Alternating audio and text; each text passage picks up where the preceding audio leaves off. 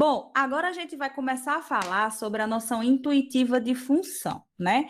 Na aula passada eu falei um pouco por cima, né, do que seria a relação, e a relação nada mais é do que justamente um subconjunto de um produto cartesiano. A função também vai ser um subconjunto de um produto cartesiano. Mas antes da gente pensar na função, vou falar de alguns exemplos que a gente pode utilizar as funções, tá certo? O primeiro exemplo é esse aqui. Uma caneta custa R$ 30, tá certo? E ele quer que estabeleça uma lei de formação que relacione o total a ser pago com a quantidade de canetas adquiridas. Então, uma coisa que é muito importante, seja na relação, seja na função, é a lei de formação. Não dá para vocês trabalharem com função e relação sem conhecer a lei de formação, tá certo? A não ser que seja dado no diagrama ou num gráfico. Mas se não for dado nem num gráfico, nem no diagrama de Venn, vocês precisam saber a lei de formação, tá certo? Então, a situação é essa aqui, ó. Vocês têm o número de canetas e o preço a se pagar. A primeira coisa que vocês precisam saber na hora de fazer a lei de formação de uma função é saber quem é a variável dependente e quem é a variável independente. Então, você tem justamente isso aqui, ó. O número de canetas seria a variável independente. Por que a variável independente? Porque ela não depende de nada. Eu simplesmente chego na loja e escolho comprar as canetas, tá certo? Eu não preciso de nada. Já o preço a pagar, ele vai depender. Ele vai depender de quê? De quantas canetas eu compro, tá certo? Então, a variável independente é sempre representado pelo x. E a variável dependente vai ser o y. Por isso que a gente diz que o eixo x vai ser o domínio da função e o eixo y vai ser a imagem, tá certo? Quer dizer, o contradomínio da função. Por quê? Porque o x é quem define a regra. E o contradomínio, né, que seria o eixo y, vai ser justamente o que depende, né? O gráfico só vai ser construído de acordo com o valor de x, tá certo? Continuando. Então, é justamente isso que serve a lei de formação. Deixa eu ver se está ativa a caneta. Tá. É para isso que serve a lei de formação. É para quando eu não souber a quantidade daquele objeto, eu mesmo assim tenho uma lei de formação.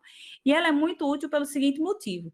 Imagine se eu chegasse para vocês e pedisse para vocês dizer o valor de 100 canetas e vocês fossem fazendo de 30 em 30 até chegar em 100, dá muito trabalho.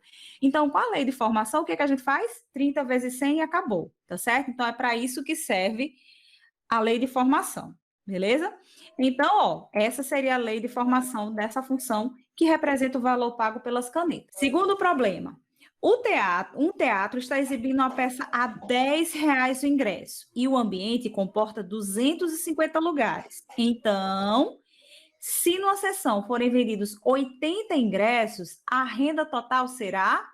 Então, olha só, primeiro passo, a lei de formação, tá certo? Então, a lei de formação é 10 vezes X. Então, o valor a ser pago seria 10 vezes 80, que dá 800. Esses 250 lugares que estão aqui é justamente o que ele chama de domínio da função, ou seja, o intervalo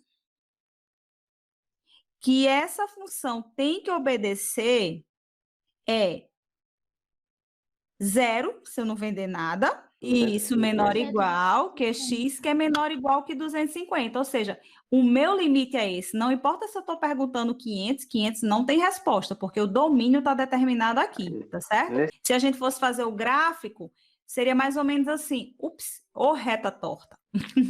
Seria assim, 0, né não? Porque eu não vendi nenhum ingresso, e, por exemplo, os 80, certo? Aí essa imagem seria os 800. Aí, se você quisesse saber o fim da reta, vocês iam fazer a conta para 250 ingressos. Então, olha só, 250 seria o limite, então faz a bolinha aqui no 250, e mesmo que ele perguntasse o 500, vocês não poderiam fazer a reta, tá certo? Então, esse seria o esboço gráfico, na verdade, seria o gráfico dessa função.